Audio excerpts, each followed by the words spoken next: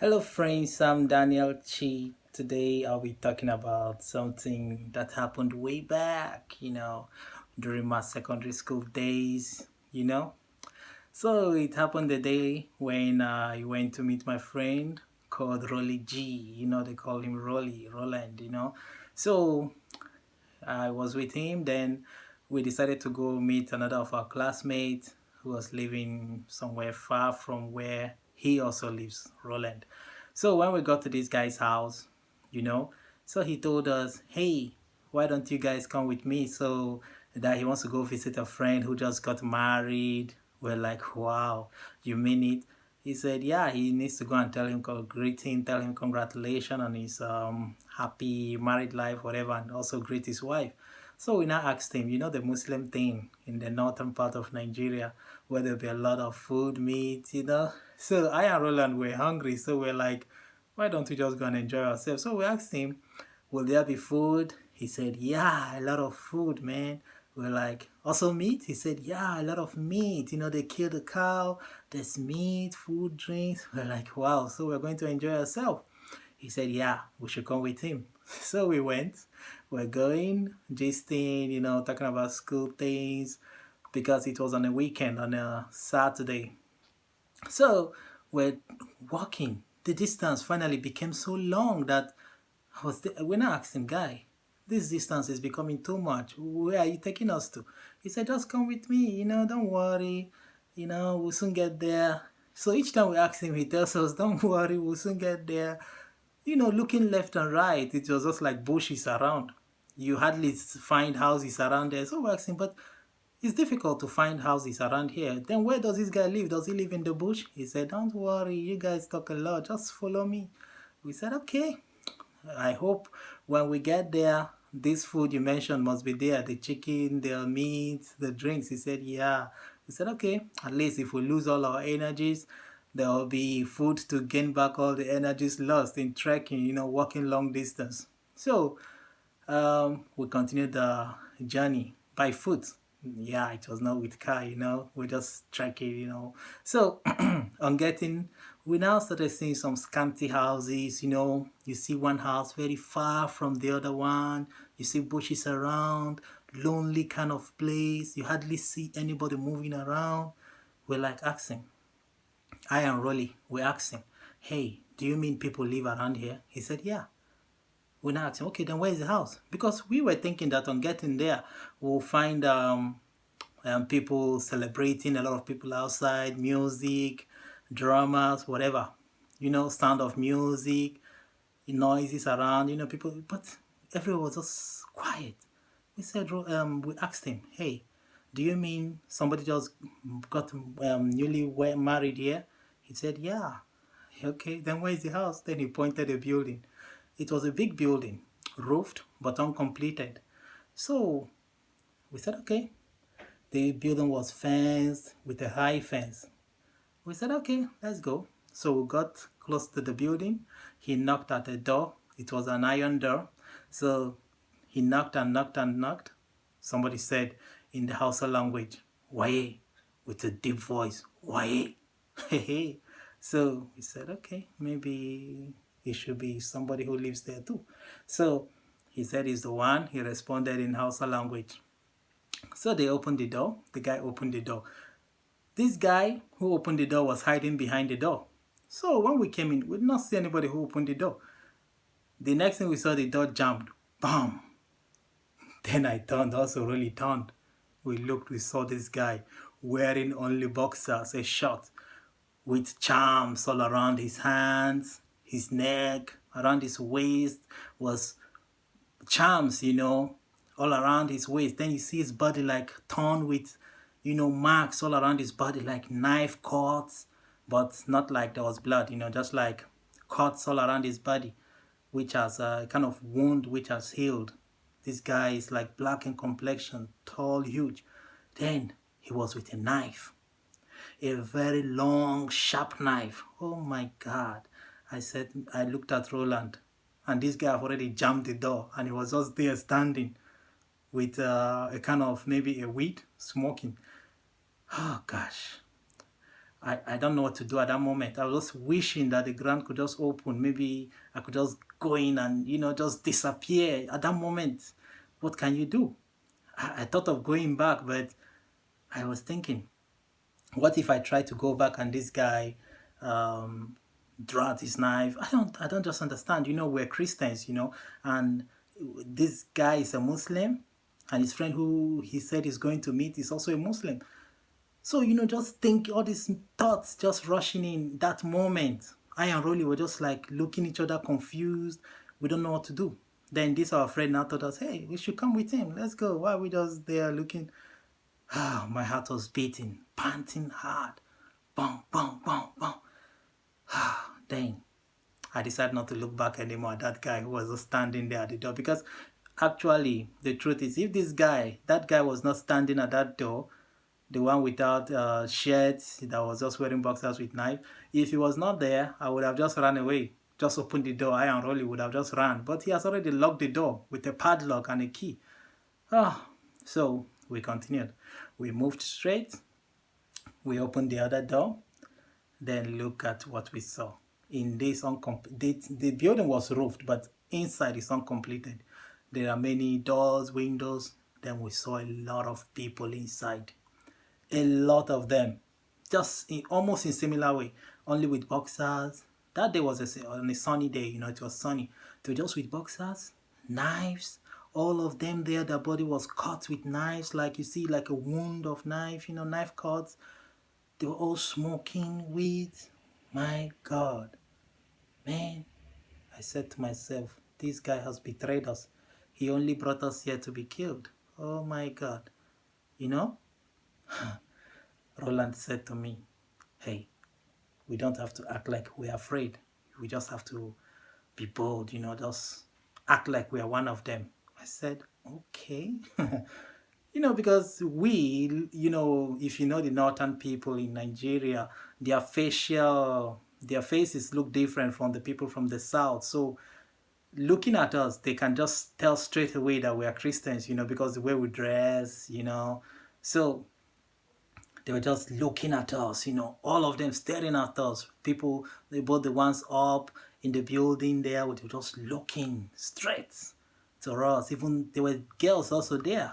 The girls there were just putting on only bra and also a shot, smoking too.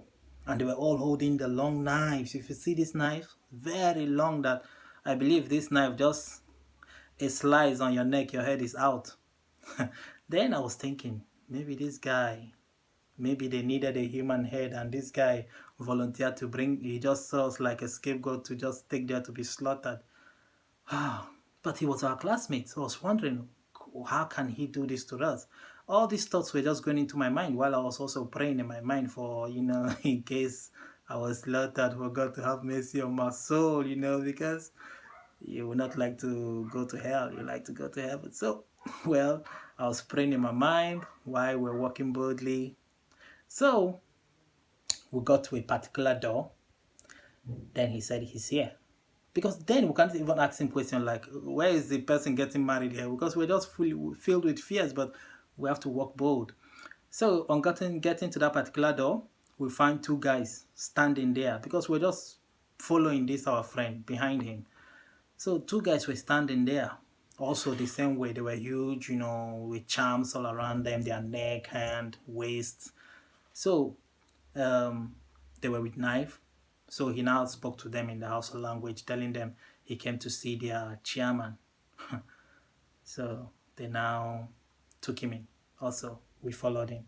On getting there, this chairman, the guy, was just there in this room. It was not a real room, uncompleted building, they just put a mat on the floor, So we got in, we greeted him in fears, greeted him. He looked at us, he said, well, in Hausa language, he was like asking that guy, who are they? He said, oh, they are his friends, that we also came to greet him.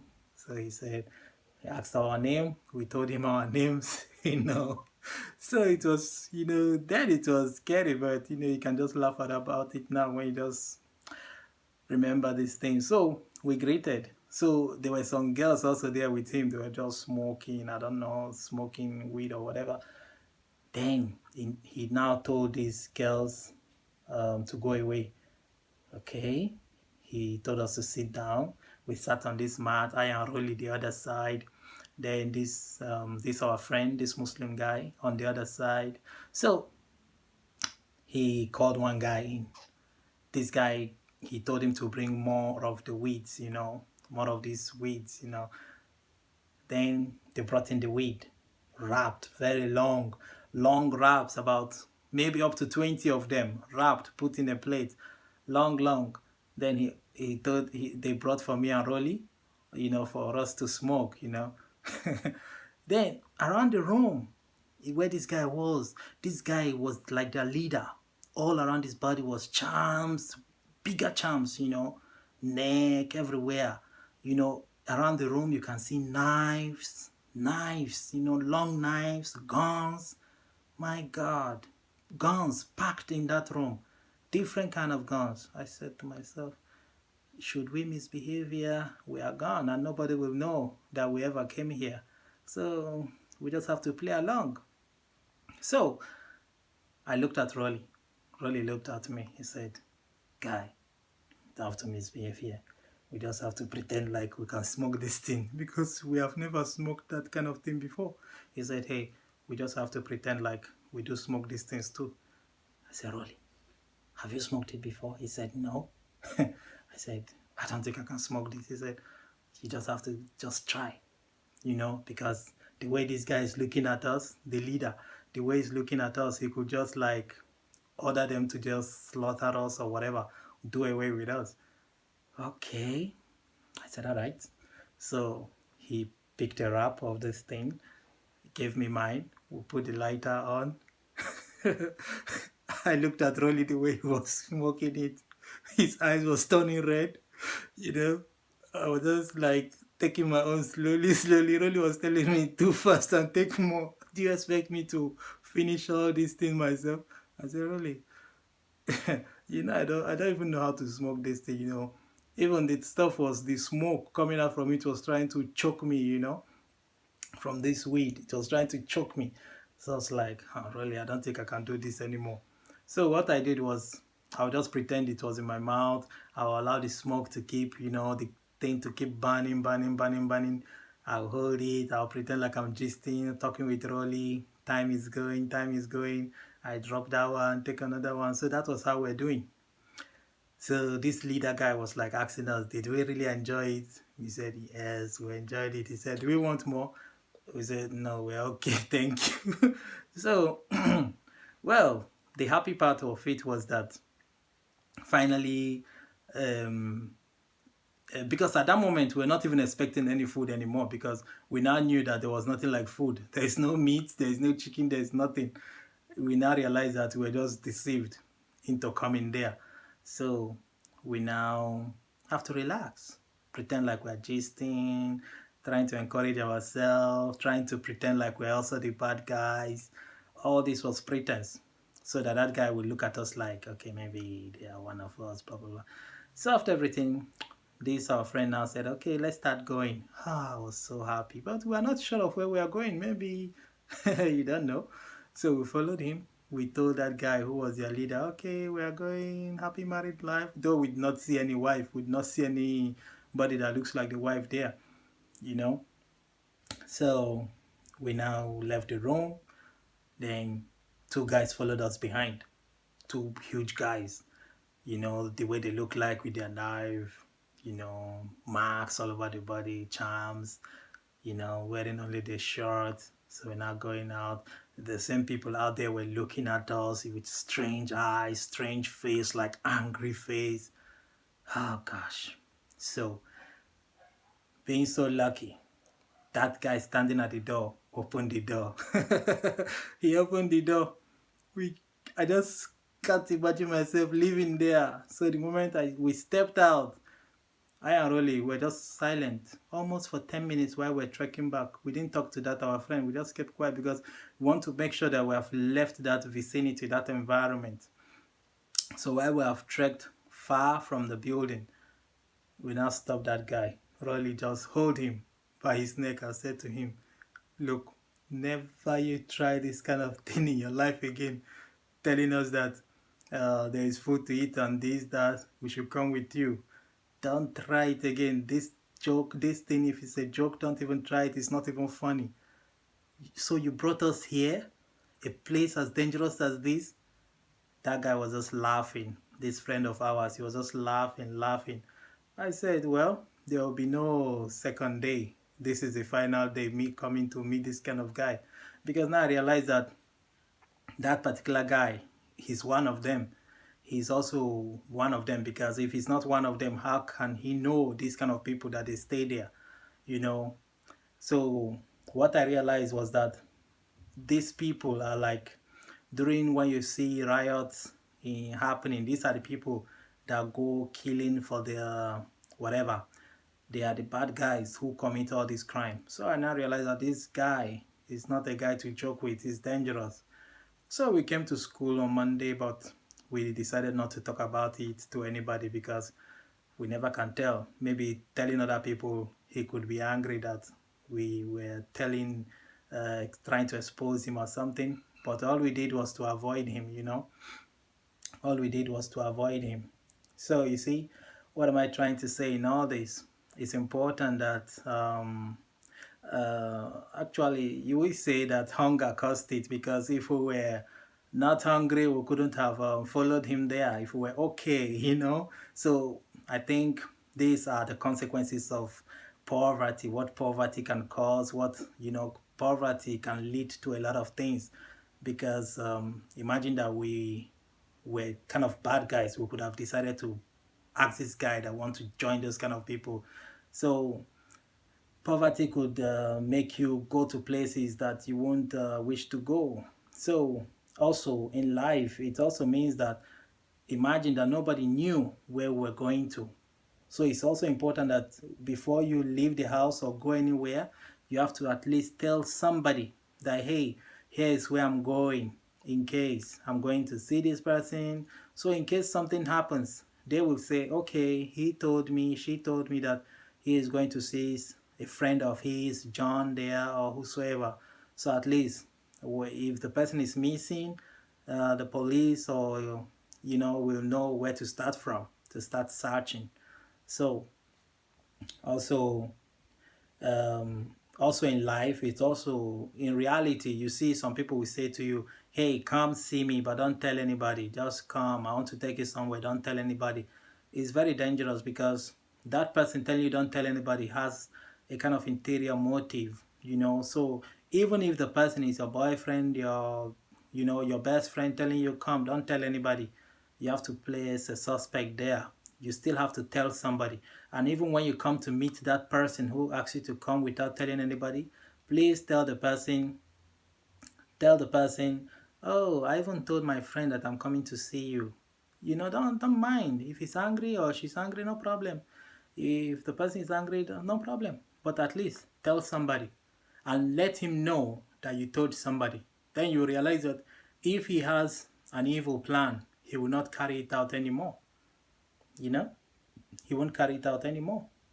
So, because a lot of people have died without leaving information of who asked them to come, who they went out with, they didn't tell anybody. So it's so difficult to now know how they ended up, you know.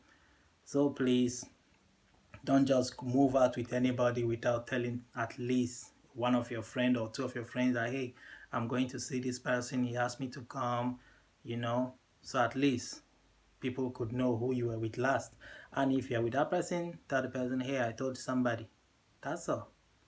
Well. So this was how it went. So that is it. So tell me what you think. Show me love, like my video like always.